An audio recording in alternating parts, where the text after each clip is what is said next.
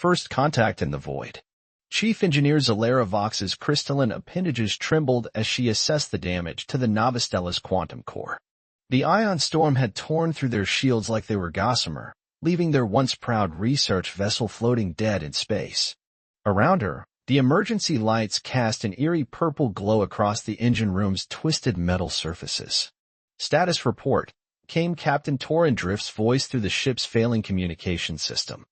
His usual confident tone had given way to barely concealed concern.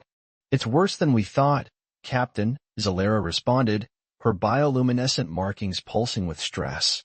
"The quantum matrix is completely destabilized. We're looking at cascade failure within hours." She didn't add that their life support systems would fail long before that. In the command center, Captain Drift's 4 eyes closed briefly. The Novostella carried some of the Xylaxian Science Academy's most brilliant minds, along with research that could revolutionize space travel. Now they were stranded in what they'd always dismissed as primitive space, the outer rim of the human sector. "Options?" he asked his bridge crew. Navigation Officer Pix Quantum, her scaled skin reflecting the emergency lights, spoke up. "We're too far from any Xylaxian outpost. The nearest civilized system is 3 weeks away at standard FTL speeds." She paused, her tail twitching nervously. "However, we are within range of Earth's communication network." A heavy silence fell over the bridge. The humans were newcomers to interstellar travel, barely 3 centuries into space exploration. The Xylaxian Empire had been crossing the stars when Earth's dominant species were still hunting with stone tools. "Absolutely not," Security Chief Mir Blast growled, his armored exoskeleton clicking as he moved. "We cannot reveal advanced Xylaxian technology to such a primitive species. The Council would have our heads." Captain Drift rose from his command chair, his tall, elegant form casting a long shadow. "And what do you suggest, Chief Blast? That we die here protecting our superiority?" Before anyone could respond, a violent shudder ran through the ship. Warning klaxons blared as another system failed. "Life support at 40% and falling," announced the ship's AI. "Estimated time to critical failure, 4 hours, 17 minutes. Captain Drift straightened his spine, all 4 arms clasped behind his back. "Send the distress signal. All frequencies, including human emergency channels." "Captain," Blast protested, but Drift silenced him with a look. "I would rather face the Council's disappointment than write death sentences for 300 of our best and brightest." The signal went out, broadcasting their desperate situation into the void. Minutes stretched into hours as the crew worked frantically to stabilize failing systems. The temperature dropped as environmental controls deteriorated. Frost began forming on the ship's interior surfaces. Then, just as hope began to fade, their communications array crackled to life. "Xylaxian vessel, this is Captain Juniper Rose of the Earth Deep Space Rescue Initiative. We've received your distress call and are inbound. Hold tight." The bridge crew exchanged shocked looks. The transmission had come barely 3 hours after their signal, impossibly fast for this sector's supposed level of technology. Multiple vessels approaching at high speed. Pix announced, her scales shifting color in surprise. "Their energy signatures. I've never seen anything like this." Through the bridge's viewport, space seemed to ripple. 3 ships materialized, their designs unlike anything in Xylaxian records. They moved with impossible grace, immediately taking up precise positions around the Novostella. "Xylaxian vessel, we're going to stabilize your quantum core first," Captain Rose's calm voice came through again. "Please don't be alarmed by our drones." Before anyone could respond, dozens of small objects swarmed from the Earth ships. They moved like a coordinated dance, attaching themselves to the Novostella's hull. Immediately, the ship shuddering ceased. "Quantum matrix stabilizing," Zalera reported from engineering, her voice filled with disbelief. "How are they? This shouldn't be possible with their level of technology." A soft hum filled the ship as power began returning to dead systems. The temperature started rising, and the emergency lights flickered out, replaced by normal illumination. "Permission to dock and begin internal repairs?" Captain Rose asked, as casually as if she were asking to borrow a cup of sugar. Captain Drift found himself speechless for perhaps the first time in his career. These humans had just casually solved a problem that would have challenged the best Xylaxian rescue crews. Permission granted, he finally managed, adding, "Though I must warn you, our atmosphere is trilithium-based." "Yes, we know," Rose interrupted cheerfully. "Don't worry, our environmental suits are fully compatible. We've been hoping to meet you folks for a while now." As the human rescue ship docked, Captain Drift realized that everything his people thought they knew about humanity might be wrong. The humans hadn't just developed advanced technology, they developed it in completely unexpected ways. The airlock cycled, and Captain Juniper Rose stepped through. She was shorter than the Xylaxians, with dark skin and silver-streaked black hair pulled back in a practical braid. She wore what looked like a simple work suit, not the ceremonial armor any Xylaxian would have chosen for first contact. She smiled, pulled out a universal translator, and spoke words that would eventually change the galaxy. "Hi there. Looks like you folks could use a hand. Let's get you fixed up, and then maybe we can talk about that interesting research you're carrying. We've had some ideas about quantum matrix stability that you might find useful." In that moment, as his crew stared in amazement at this casual offer to share advanced knowledge, Captain Drift realized that humanity wasn't primitive at all. They were something far more dangerous. They were innovative, capable, and most shockingly of all, generous. The galaxy would never be the same. The knowledge exchange. Professor Lyra Zenith couldn't believe her eyes as she watched the human engineer casually share detailed schematics of their quantum stabilization technology. The human, technical director Marcus Wong, wasn't just explaining the basics, he was diving deep into the theoretical foundations that had eluded Xylaxian scientists for decades. "The trick isn't fighting the quantum fluctuations," Marcus explained, his holographic display showing complex mathematical models. "It's working with them. We discovered this by accident while studying deep-sea bioluminescent creatures on Earth." Lyra's crystalline form sparkled with excitement and confusion. "But this is beyond classified by our standards. Why would you share it so freely?" Marcus looked up from the display, his expression puzzled. "Why wouldn't we? Knowledge grows when it's shared. Besides, you folks have some fascinating approaches to quantum mechanics that could help us improve this system." In another section of the Novastella, now docked at Earth's Ganymede Station for comprehensive repairs, Chief Medical Officer Ryan Starweaver was having a similar crisis of understanding. Dr. Oliver Chin, the station's xenobiologist, had just offered her complete access to Earth's medical database. "Just like that?" Ryan asked, her bioluminescent patterns flickering with disbelief.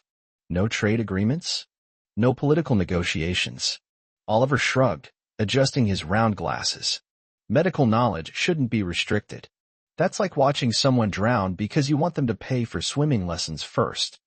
Meanwhile, Security Chief Mir Blast paced in Captain Drift's office, his armored exoskeleton clattering with agitation.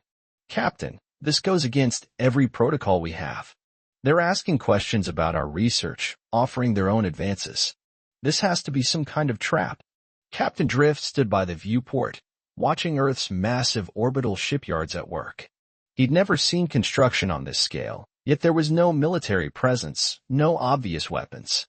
Just countless vessels being built, repaired, and launched, many heading to help other species. "Is it a trap, Mir?" he asked quietly. "Or have we trapped ourselves with our own paranoia?" A soft chime announced another visitor. Captain Juniper Rose entered, carrying what looked like a simple data crystal. "Sorry to interrupt, but I thought you might want to see this. We've analyzed your quantum core design, and our engineers have some suggestions that could increase its efficiency by roughly 300%.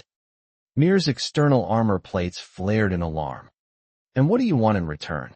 "We'd love to learn more about your crystalline computing architecture," Juniper replied easily.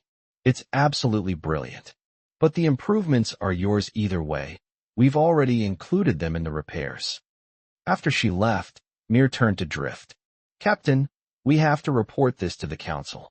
The humans aren't just technologically advanced, they're dangerous.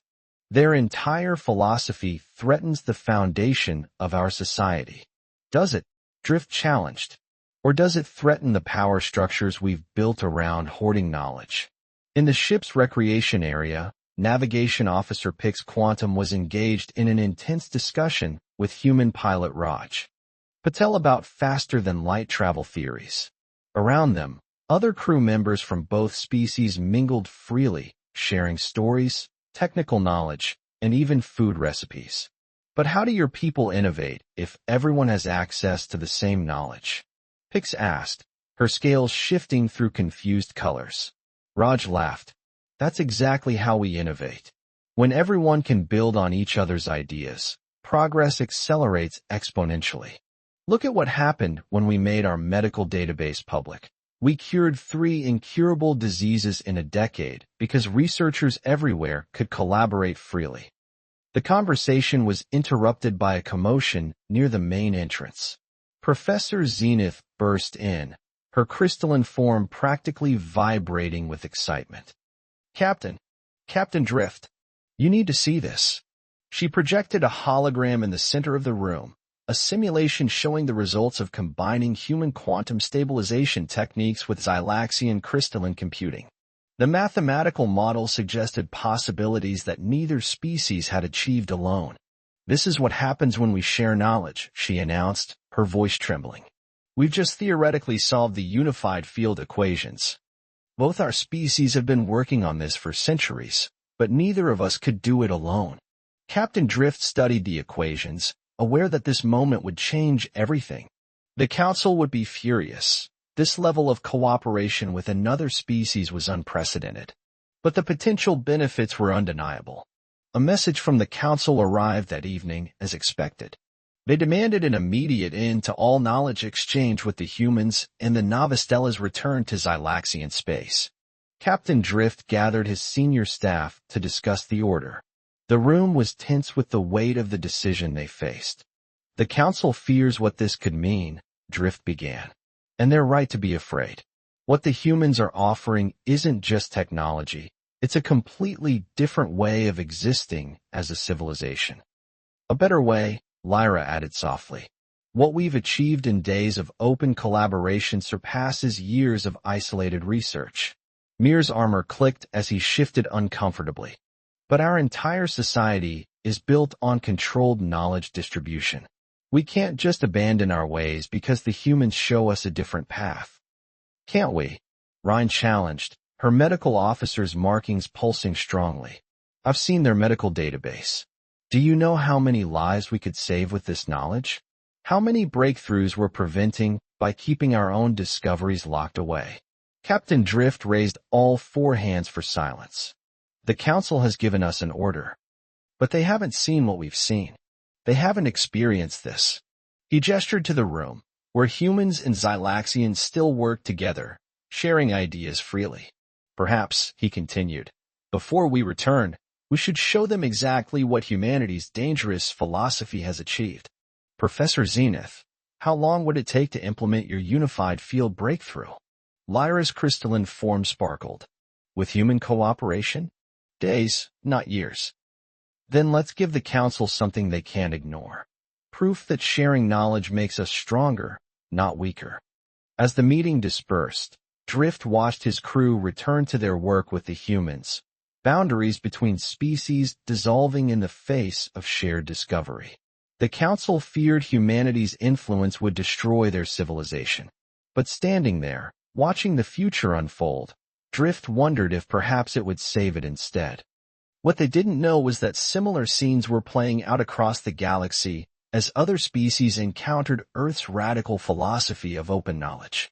The ripples of change were spreading, and soon they would become a wave that would transform the very fabric of galactic society. Ripples across the stars. Grand Archon Vex Thor of the Meridian Confluence slammed his metallic fist against the crystalline table, causing spiderweb cracks to spread across its surface. Before him, a holographic display showed footage from the Xylaxian vessel Novastella. Humans and Xylaxians working side by side, freely exchanging technological innovations that should have been bargaining chips in centuries of careful negotiation. Preposterous, he thundered, his cybernetic eye whirring as it focused on the data streams. They're giving away quantum stabilization technology like it's meant to be shared, suggested first speaker Nia Stormwind, her feathered crest rippling with amusement. Unlike her fellow council members, she found the humans' approach fascinating rather than threatening. In the shadows of the chamber, Information Minister Crax Darkweaver's tentacles writhed nervously. It's worse than that, he reported. The humans aren't just sharing technology. They're releasing complete educational databases, medical research, terraforming procedures. They're even teaching other species how to improve upon their designs. Across the galaxy, in the drought-stricken colonies of the Targan Expanse, the impact of this philosophy was already being felt. On the desert world of Naive, colony administrator Zara Dustwalker watched in amazement as human engineers worked alongside her people, installing atmospheric processors that would bring rain to their world for the first time in centuries. We can't pay for this, she had protested when the humans first arrived. The lead engineer, Dante Martinez, had simply smiled. The only payment we want is for you to help another world once you've mastered the technology. In the great floating cities of Aquarius Prime, the news sparked revolution.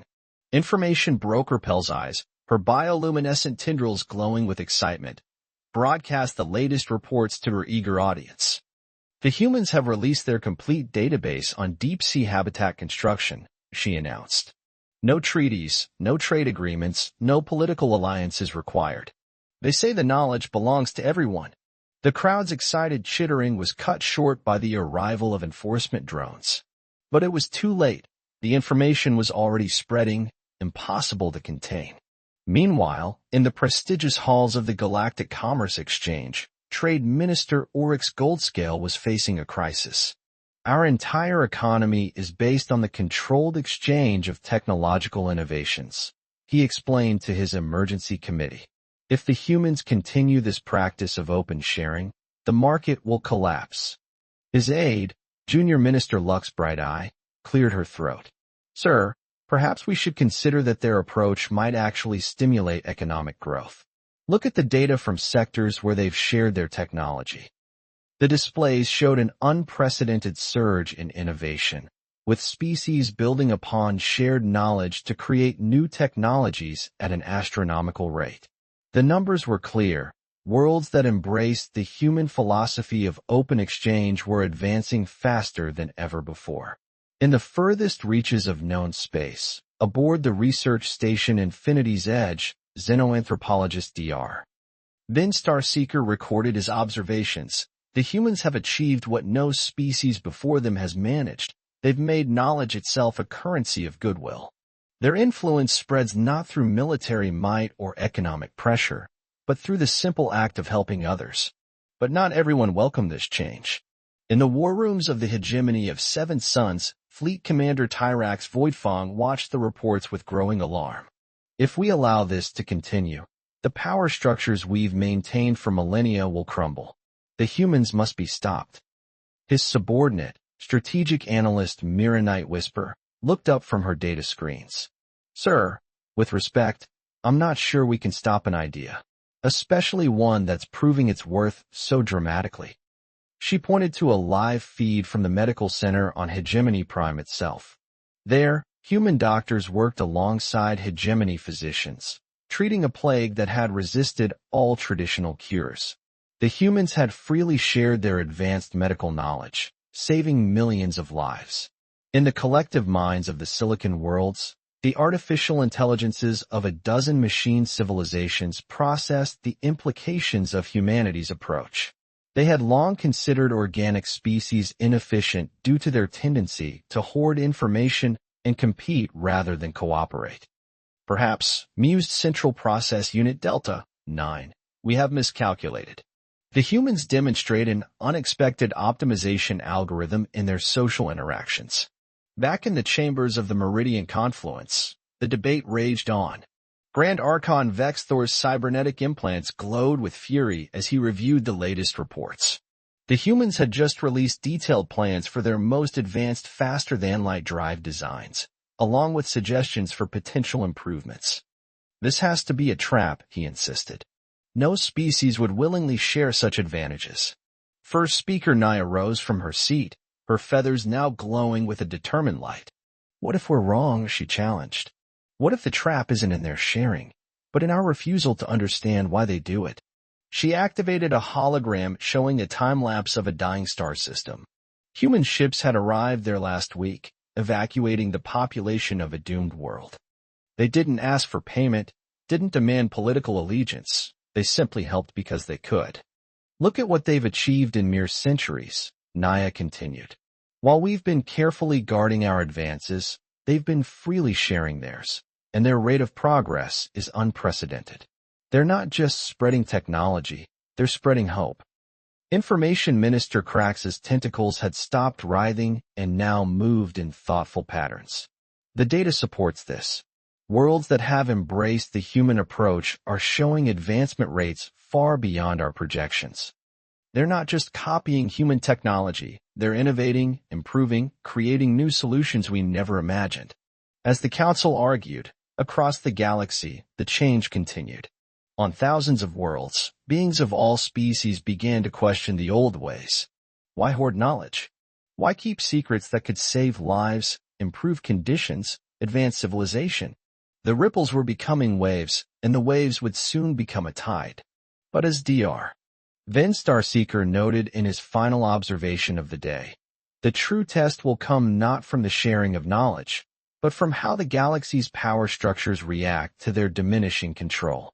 The humans have started something remarkable, but will they be strong enough to defend it when the inevitable resistance comes?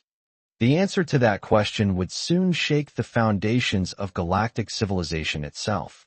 The opposition rises.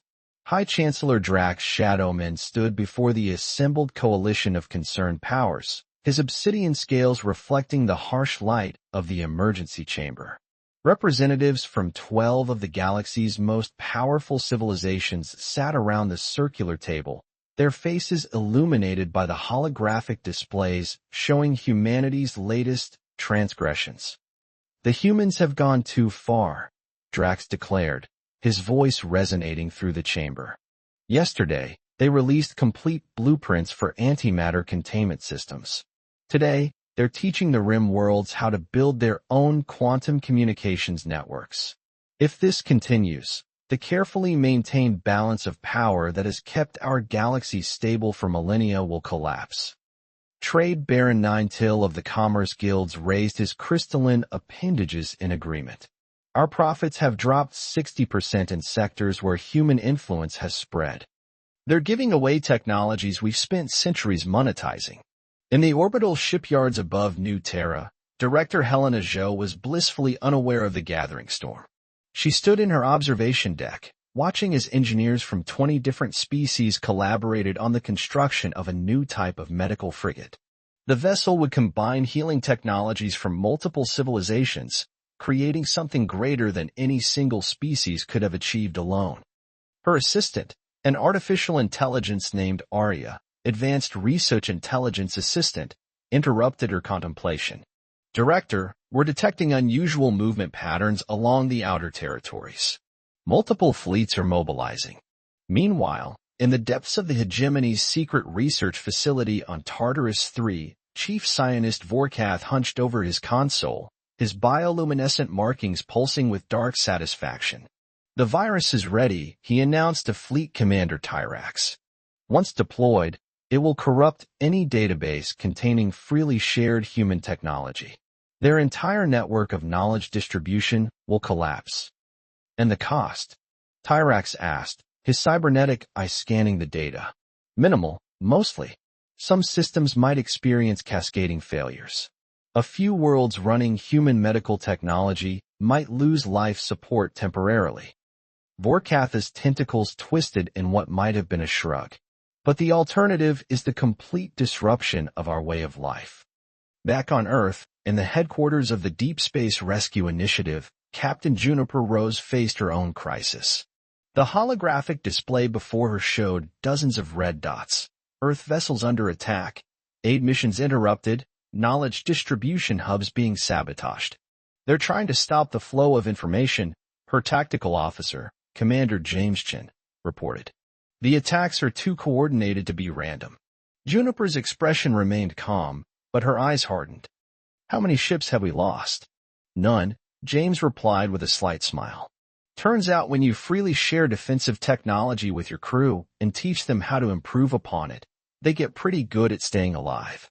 In the Meridian Confluence, first speaker Nia Stormwind faced execution for treason. Her crime? Sharing classified technological data with her people. You gave them knowledge above their clearance, Grand Archon Vexthor accused. Nia's feathers rippled defiantly. I gave them the means to save themselves. The drought was killing millions. Order must be maintained, Vexthor insisted. Structure. Control. These are the pillars of civilization. No, Nia countered. Compassion. Growth. Understanding. These are the pillars. The humans showed us that. On the frontier world of Haven's Rest, a different kind of rebellion was brewing. Dr. Vin Starseeker watched as refugees from a dozen worlds gathered in the settlement's central plaza. They were beings who had been denied access to vital technologies by their own governments, forced to flee when they dared to share knowledge freely. We won't go back to the darkness, declared Zara Dustwalker, now a leader among the refugees. We won't let them hoard the light. The coalition's response was swift and harsh. Trade embargoes, travel restrictions, communication blackouts. Any world that accepted human aid or participated in open knowledge sharing faced severe consequences. But they had underestimated humanity's preparation for this moment. Director Zhou activated Emergency Protocol Lighthouse, and across the galaxy, hidden quantum transmitters came to life. The humans had anticipated the attempt to control information flow and had built a redundant network that couldn't be silenced. In the Coalition's emergency chamber, alarms blared as reports flooded in.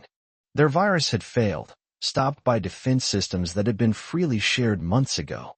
Their trade embargoes were being circumvented by new technologies that made traditional supply lines obsolete.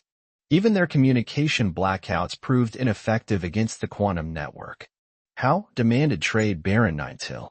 How are they always one step ahead? The answer came from an unexpected source. Junior Minister Lux's bright eyes stood up, her scales shifting to a pattern of determination.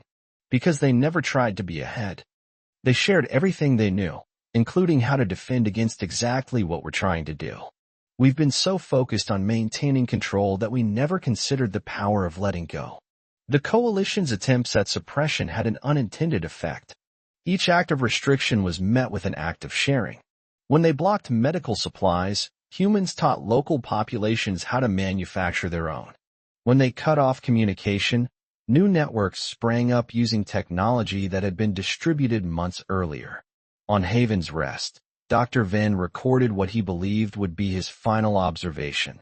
The opposition's fundamental mistake was believing they were fighting against humanity. They were actually fighting against an idea, the radical notion that knowledge belongs to everyone, and ideas, once shared, cannot be unshared. In Earth's Orbital Command Center, Captain Rose received a priority message. The Coalition was mobilizing its combined fleets. Their destination, Earth. They're really going to try it, Commander Chen said quietly.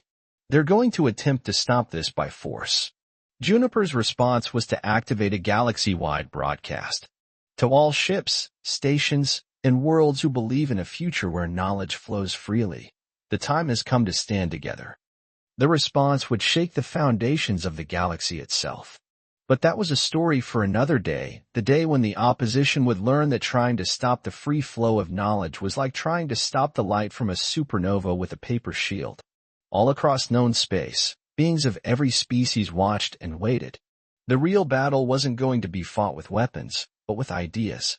And humanity had already won that battle. The opposition just didn't know it yet. A new dawn. The Coalition fleet materialized at the edge of the Sol system, 10,000 ships strong. Their weapons charged, their crews ready to end humanity's disruption of the Galactic Order. But where they expected to find Earth's defense fleet waiting, they instead encountered something entirely different. A single human vessel floated in space before them. It was neither a warship nor a diplomatic craft, but a hospital ship named Hope's Light. Its hull gleamed with the combined medical symbols of 100 species. High Chancellor Drax Shadowman's voice boomed across all frequencies. This is your final warning. End your policy of unrestricted knowledge sharing, or we will end it for you. The response came not from the hospital ship, but from thousands of points across the galaxy simultaneously. On every coalition vessel's screen appeared beings of all species: doctors, engineers, teachers, builders. Each had a story to tell. The humans gave us clean water, said a young Targonian child. They taught us how to heal our dying sun, added an elder of the Silicon Worlds. They showed us how to save our people from extinction, a Meridian refugee declared. But it was the next transmission that truly shook the Coalition fleet. On their primary screens appeared First Speaker Nia Stormwind, not executed as reported, but very much alive, standing in what appeared to be a massive library. My fellow beings, she began, her feathers glowing with purpose, I speak to you from the great archive of Alexandria Station. Here, the humans have gathered knowledge from every willing species in the galaxy. Not to hoard it, but to share it freely with all who wish to learn. In the Coalition's command ship, Trade Baron Ninetill's crystalline form trembled. Cut the transmissions, he ordered. But for every signal blocked, 2 more appeared. Director Helena Shaw stood on Hope's Light's bridge, watching the Coalition fleet with calm determination. Beside her, Arya processed incoming data streams from across the galaxy. Director, Arya announced, we're receiving requests for aid from within the Coalition fleet itself. Multiple ships are reporting critical system failures. Zhou nodded, unsurprised. Launch the medical shuttles. Into a hostile fleet? Her first officer questioned. They're not hostile, Zhou replied. They're scared. And scared people need help the most. Before the Coalition commanders could react, dozens of small vessels launched from Hope's Light, heading straight for their ships. But instead of weapons, they carried medical teams, repair crews, and engineers. On Haven's Rest, Dr. Vin Starseeker watched the scene unfold through quantum feeds. The humans' greatest weapon, he recorded, was not their technology, but their relentless compassion. In the Hegemony's secret facility, Chief Scientist Vorkath stared in horror at his screens. The virus he had created to destroy human knowledge networks had mutated, threatening to collapse his own world systems. And there, appearing on his terminal, was a solution freely shared by human cybersecurity experts who had detected the threat. They knew, he whispered. They knew what we planned, and they created the cure anyway. The Coalition fleet hung in space, weapons still charged but unfired. Their crews watched as human medical teams helped their wounded, repaired their failing systems, and shared solutions to problems that had plagued their ships for generations. High Chancellor Drax's scales had lost their luster as he faced the truth. They had come to stop the humans from sharing knowledge, only to find themselves desperately needing what humanity offered. Captain Juniper Rose's voice echoed through every ship in the Coalition fleet. You came here to stop us from helping people. We're responding by helping you. That's who we are. That's who we'll always be. And that's who you can be too, if you choose. The first ship to power down weapons was a small medical frigate on the fleet's edge. Then another followed, and another. Soon, the Coalition fleet hung in space not as an invasion force, but as a gathering of beings confronting a fundamental truth. The old way was already dead. In the Great Archive, Nia Stormwind continued her address. We stand at a crossroads. We can cling to our old fears, our need for control, our artificial scarcity of knowledge. Or we can embrace a future where every discovery, every innovation, every piece of knowledge serves not the few, but the many. On Earth's surface, in towns and cities across the planet, humans went about their daily lives, many unaware of the drama unfolding in space. They taught classes, shared research, helped neighbors, and continued humanity's ancient tradition of passing knowledge from one hand to another, making it grow with each sharing. The Coalition's command ship received a final transmission, simple coordinates leading to a distant star system. There, they found a dying star, its planets facing extinction within decades. But alongside the coordinates came complete plans for stellar stabilization, evolutionary habitat construction, and long-term planetary salvation. This is your test, Director Zhou transmitted. Not whether you can keep knowledge to yourself, but whether you can share it to save lives. Everything you need is in those plans. The only question is, what will you do with it? One by one, the coalition ships began transmitting the plans to their home worlds. The change they had fought so hard to prevent had already happened within their own hearts. Months later, Dr. Then Starseeker made his final recording about the Great Sharing, as historians would come to call it. In the end, humanity's revolution succeeded not through force or fear, but through an unshakable belief in the power of shared knowledge and mutual growth. They taught us that true strength lies not in what we can withhold, but in what we can give. The hospital ship Hope's Light still floats in space, now surrounded not by weapons, but by vessels from across the galaxy. Their crews coming to learn, to share, and to help build a future where knowledge flows as freely as starlight. On its hull, beneath the medical symbols of 100 worlds, shines a simple phrase in every known language. Knowledge grows when shared, and dies when hoarded. Welcome to tomorrow. And in the great dance of galaxies, a new age began, not with a bang or a whimper, but with the simple act of one being turning to another and saying, "Let me show you what I've learned."